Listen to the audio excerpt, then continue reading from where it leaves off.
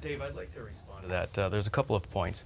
First off, Katrina points out the doctor-patient relationship, which I clearly understand.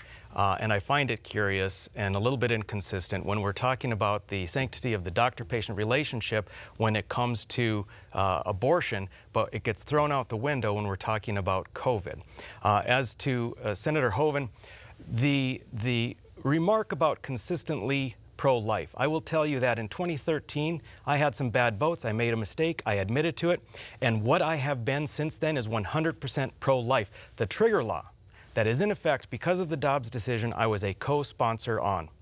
Additionally, I will point out that although John says he's consistently pro-life, he has voted for funding to Planned Parenthood on at least 2 occasions in 2015 and 2018.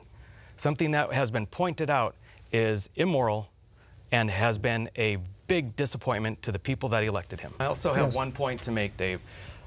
You know, John talks about this Hyde Amendment, which prohibits funding of abortions, and that's what he clings to, and that's a very typical career politician move, because what he's doing is saying, yes, it's not for abortions. That's the Hyde Amendment, but he's still funding Planned Parenthood. The Hyde Amendment says you can send money to abortion providers as long as it's not actually for the abortion procedure. But you can help them pay for all of their other costs, which then frees up money to perform those abortions.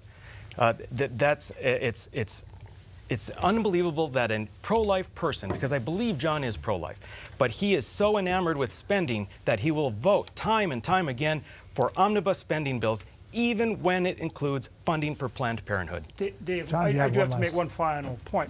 If what Rick says is true, which it isn't, why do all of the pro-life groups support me? Why do they all endorse me and not him?